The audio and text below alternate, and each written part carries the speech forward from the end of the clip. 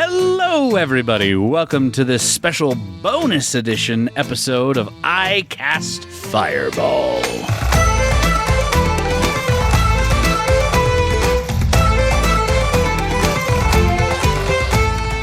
I am Jacob, your leader through these special background question episodes where we aren't getting into background as in spoiler alert character background, but more of how we created the characters themselves. Now, we might get into maybe some of the background that's been revealed so far, but we want to give you a behind the scenes look, though, peek behind the curtain, if you will, of why we decided to go the direction we did with the basics of our character. And today's episode, we're joined by other than...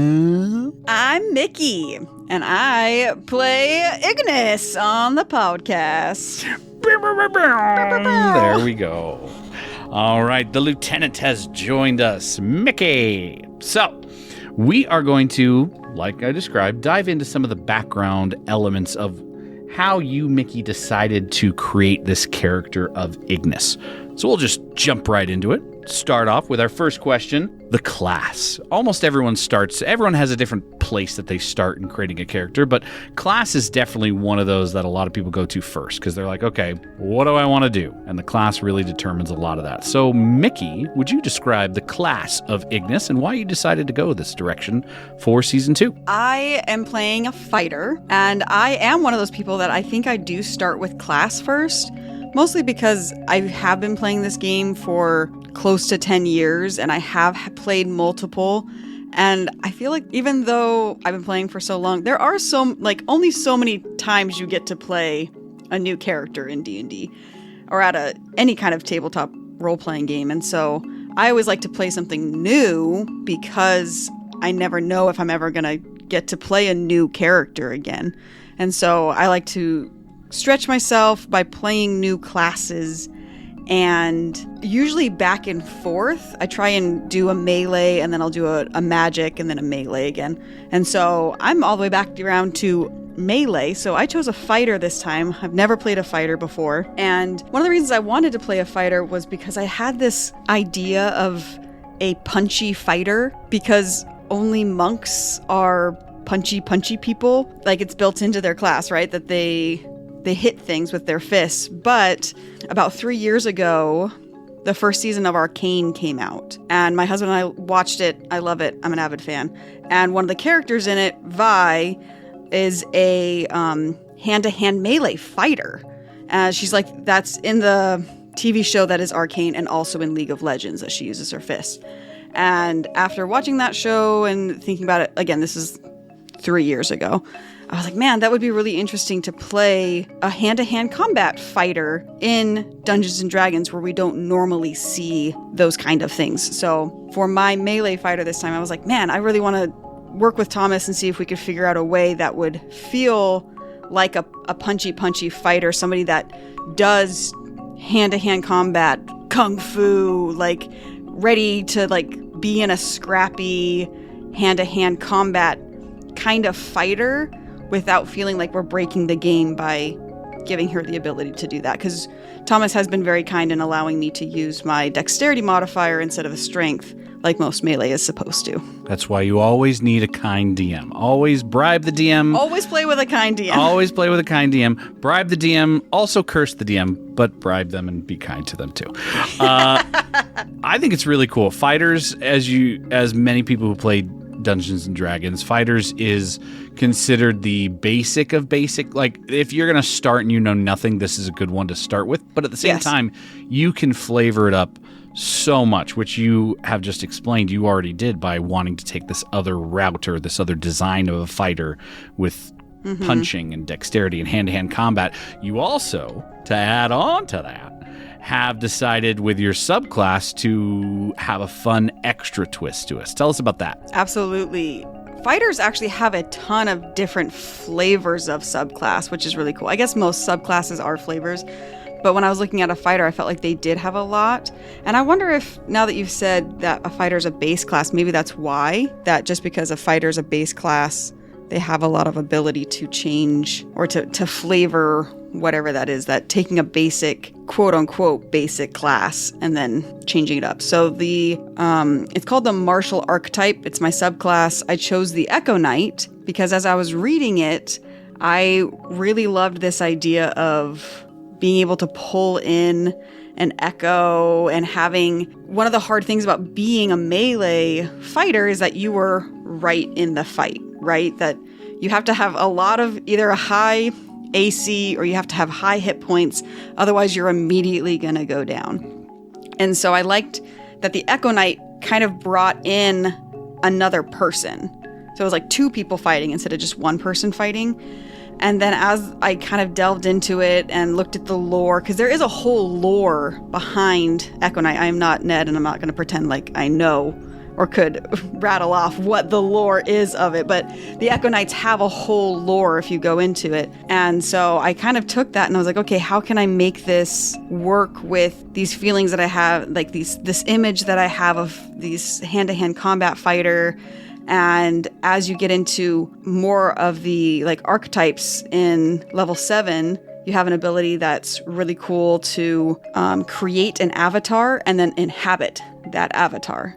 And so I was like, okay, so what could I do with that? That would be really interesting. And I had images of creating, maybe I could be a scholar. And then she pretends to be a scholar or using it like as a disguise. And that's kind of where this idea of, maybe she twists fate or can pull in fate or could pull in a parallel universe. I know it's not really like fantasy world to do parallel universes, but to pull in a parallel universe and pull from those experiences from these other people. So just the more I read it and I looked at the different things that you can do as you level up, I was like, okay, I can create a character kind of around this idea of fate. And I had already attached a third-party god that was around that had themes of fate. And so I was like, okay, I could pull on these strings, pun intended, pull on the strings that are in from the Rolterra religion and this idea of pulling in echoes of other parallel universes. And that's just kind of how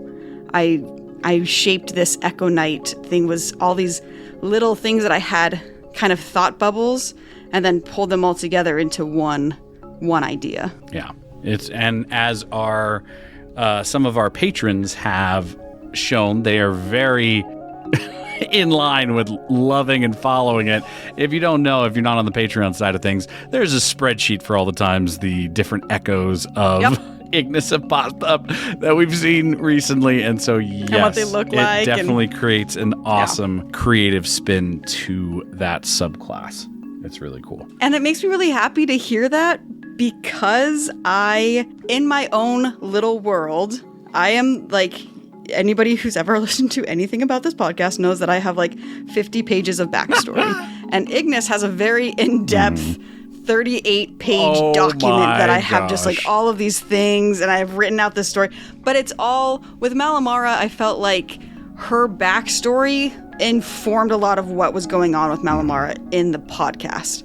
Ignis is 100% like, all of that information is just for me to help me get in the mindset of playing a character unlike any other character that I've played. And I still don't feel like I fully have formed that, but that's just like how my brain works. I like need to talk it out and I don't have anybody to talk it out to, so I like type it out so it makes some more sense to my brain and I can go back and reread it. And all of Ignis's stuff is just like flavor. It's just for me.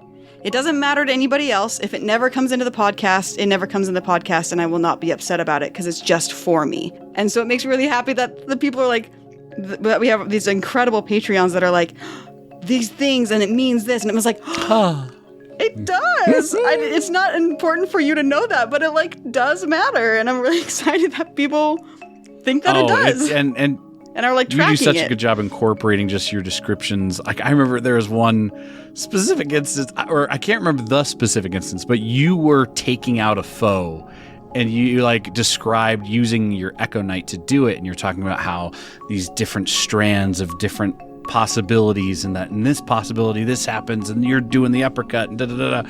And then it was like, and Max, you killed someone, so you describe it. And I was like, I just shoot him. Shoot it in the face. Shoot him, shoot him in the face. Like, it was cool.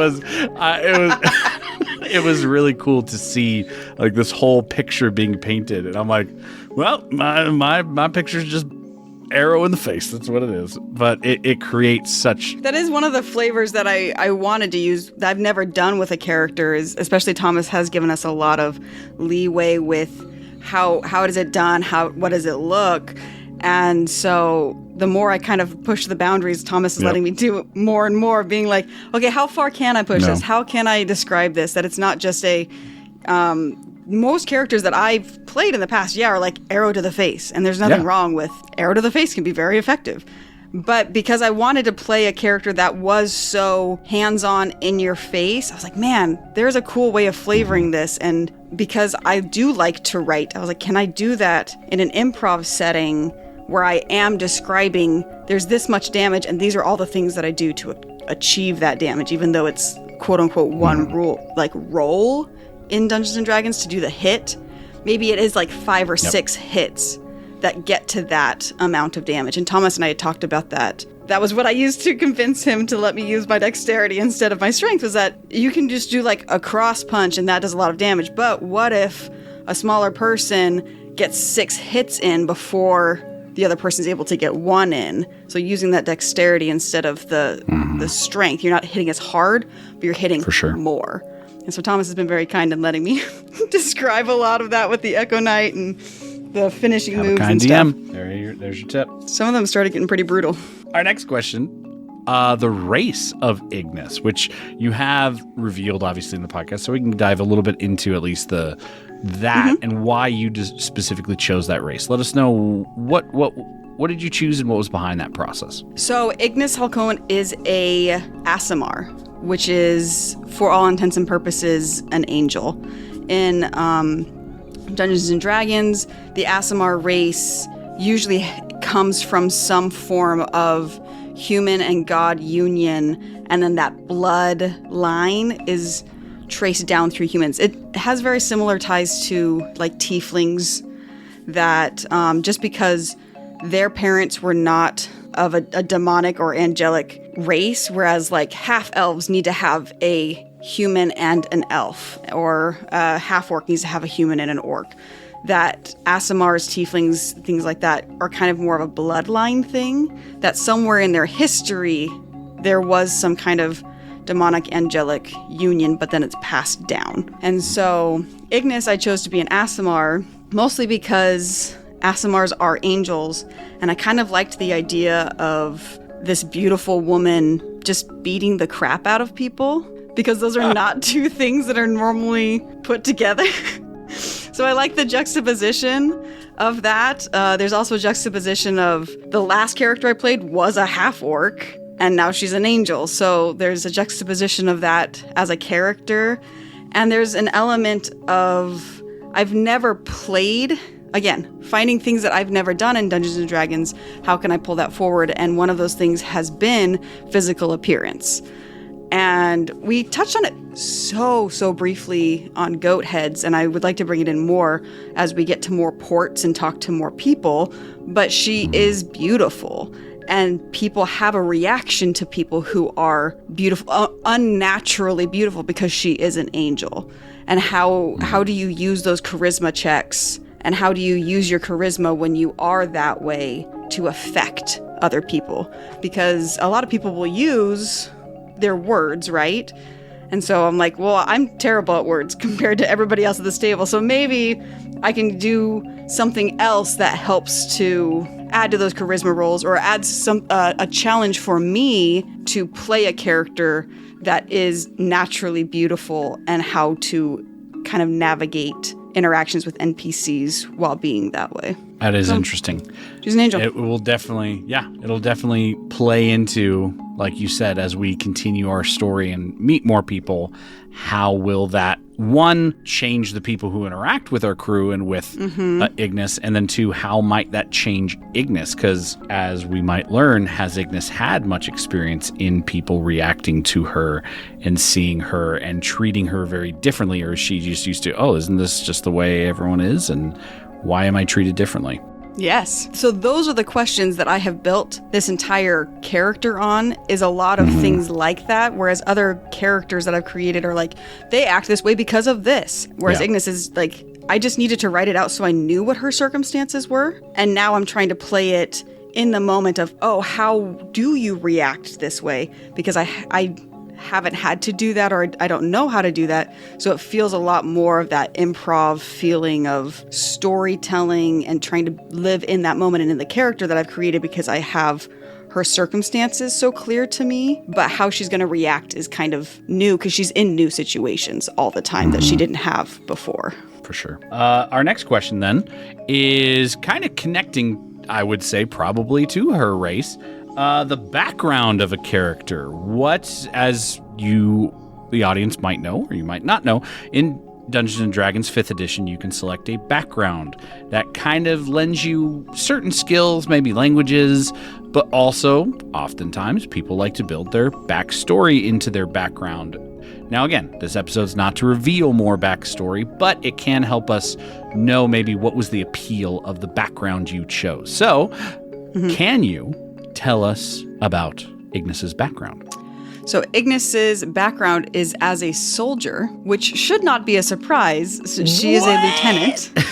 I know, you're shocked. Mind blown! I thought it was a charlatan. Could you imagine? Yeah, if right now you're Surprise. like, she's actually a sage. She's a little bit of a hermit. She's a street urchin. You didn't know that, did you? No. Oh, that'd be really funny. So yeah, I chose soldier, and I actually did a lot of dramaturgy work beforehand on military hierarchy and things like that, especially in medieval armies and things like that. And the Church of Rolterra is kind of left open-ended, and I have written, again, because I write, a whole doctrine and all this stuff about her and how the church is organized and things like that. And so I wanted to use a soldier because I liked the idea of it plays into her alignment, which we'll get into. But once we get into the alignment, the soldier kind of makes a little bit more sense of why I picked what I did. But the I liked the idea of the soldier, and I wanted it to be clear that she was a soldier. A lieutenant is not something that is in the military hierarchy, but it's one of those things where you kind of I wanted people to suspend your disbelief a little bit of when you hear lieutenant, you think of military. Maybe you think of Star Trek. Maybe you think of whatever, that it's not inherently on a boat necessarily, that it's not a sailor, but because we are on a boat, she couldn't be a captain. Yep. Because a captain is a naval rank. And so I kind of threw caution to the wind, and I was like, I know this isn't historically accurate, which is silly because we're playing in a fantasy world. There is no historically accurate fantasy world. But I wanted something that the instant that you hear her name, you recognize that there is a rank. It is a soldier, and therefore you can make some assumptions about her, that she's rigid, that she's organized, that she has experience fighting, that she has experience with commanding other people, because she's not a private, she's a lieutenant. And just putting that title to her name immediately informs you of a lot of things about her character, which is what I hopefully comes across that way, because that was the intent, was that you recognize that she's from some kind of military background. For sure. Cool. And with the military background, what proficiencies and skills do you get again? Do you recall? I have my Player's Handbook. I got my book right here. Player's Handbook. Oh boy. I literally pulled out my other side of my character sheet, and I looked at that and I was like, I don't need that. Yeah, I got it right here. The soldier gets athletics intimidation. You have a gambling set, and you are proficient in land vehicles. You also get some equipment, apparently, where you can have an insignia, a trophy possibly from an enemy, clothes and a pouch and stuff like that. And then you can have a specific specialty, and then your rank, as it says. And then it gives you traits, bonds, ideals. Yes. So especially if we're encountering a lot of pirates, it'll be interesting if we actually encounter a nation, which we encountered a nation's boat once so far in the campaign.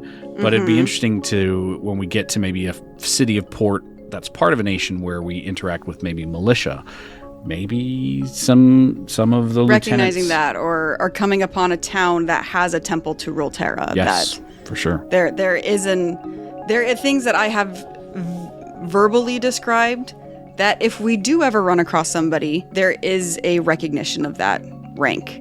If we ever do, which we might not, but it doesn't matter. Yeah, it's another fun flavor if it gets added to the party. Yeah.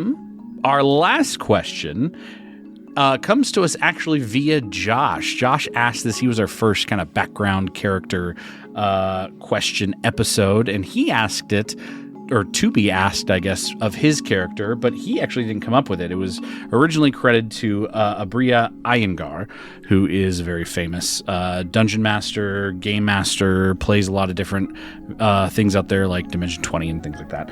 And the question is, apparently when she builds a character or builds a world or things like that, this is a question she likes to ask, and we're asking each one of our players. It is, what lie does your character believe in? I really like this question a lot. Jake and I had a real short conversation beforehand of like, to what level of degree are we talking about a lie? Because like, you could believe that fish are fictional or like something. Something. What Ignis is on a boat. And she's like, this is all made up. This is all. This is all made up. Do you remember that? Oh, actually, never mind. I was gonna bring in Fizzband, but that's not a thing. Where Caleb, we were playing a dragon adventure, and we had a friend that played a character who just didn't believe in dragons. That's right. And it was a dragon-centered thing. It was a dragon-centered campaign. This is gonna get awkward. Yep. So one of the things that I was really excited about, and I was excited that Thomas let me keep this, was so Rolterra is a third-party god, like I said before, and they are actually a lawful evil god, which is not a normal thing for gods to be. And so I was like, man, that would be really interesting to play a evil aligned character, but I feel like you gotta be really careful with an evil aligned character. Which that reminds me, I skipped question. This is the beauty of the bonus. I wasn't gonna say anything. I was just gonna bring it back in. This is the beauty of the bonus episodes.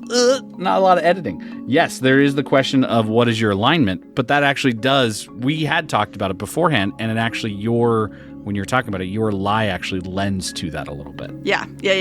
So, and it leads into like the background that I picked as a soldier allows me to have a very strict code of honor, quote unquote honor, which allows you to be a lawfully aligned character. So it's very like you have to be careful with evil characters because evil characters do evil things, and chaotic evil can just like be really hard to control, and they're hard to have at a table because they don't care about people, they don't care about consequences, and they can just do whatever.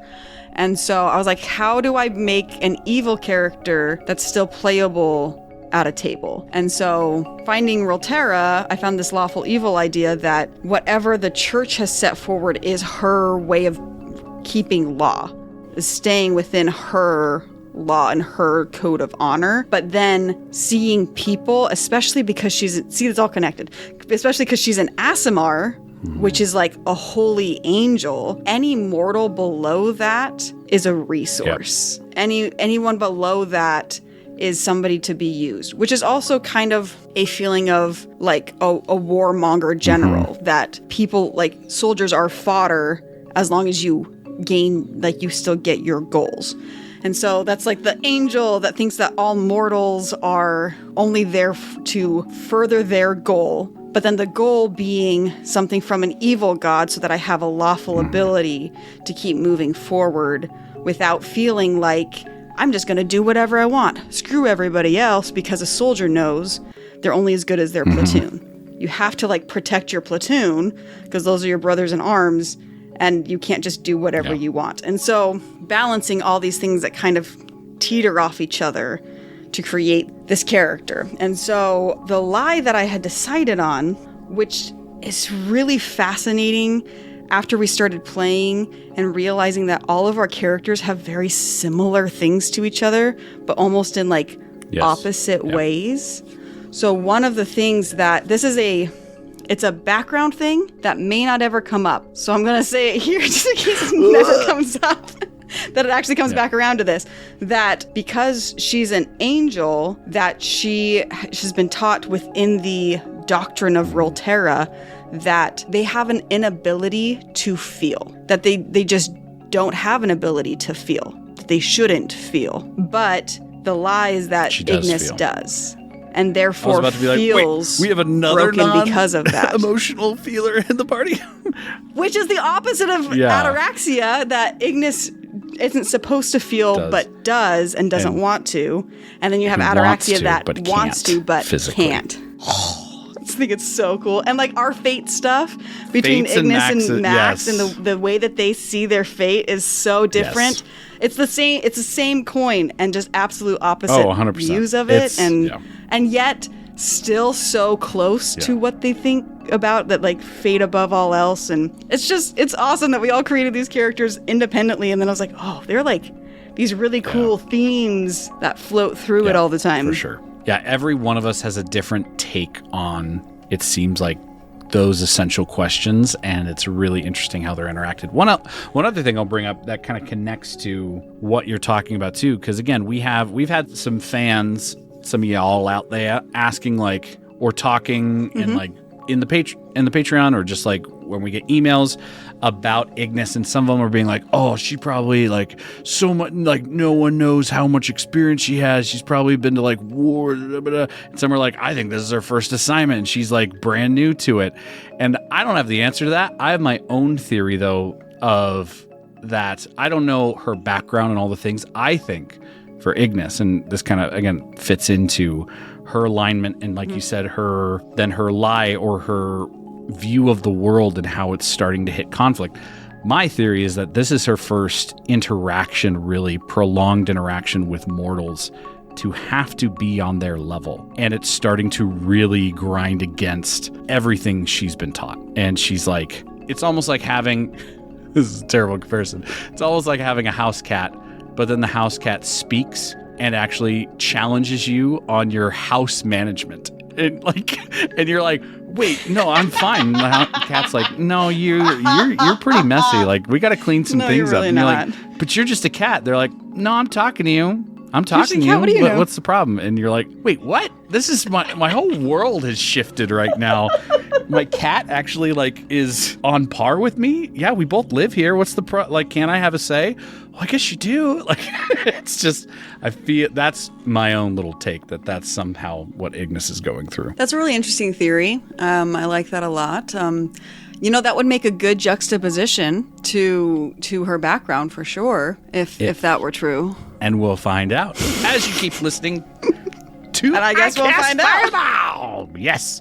Thank you so much, Mickie. We appreciate you diving into some of the reasons you created this character, some of the choices you've made in that creation, and how that might influence the story going forward.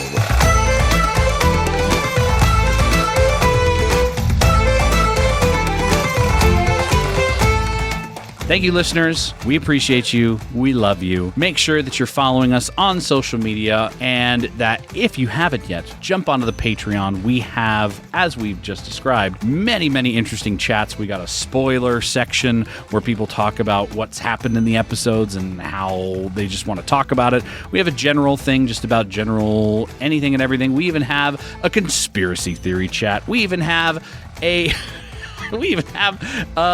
cooking chat where people talk about food that they make.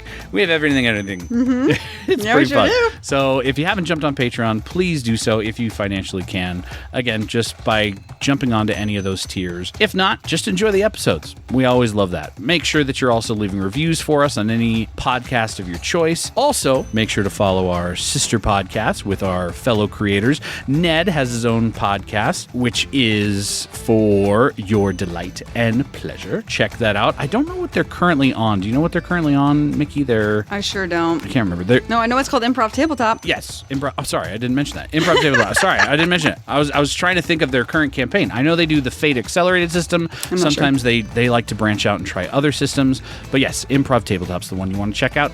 And Josh, his podcast of Titans of Rolterra, that one is also excellent. And what he previously was on, Sneak Attack as well, where we all kind of got to know Josh, at least us in the cast got to know him firsthand, is listening to those awesome episodes, some of the first experiences we had in listening to D&D adventures. Go ahead, check those out. Check out our episodes. Always shoot us a comment, shoot us an email. But until next time, thank you for listening to iCast Fireball.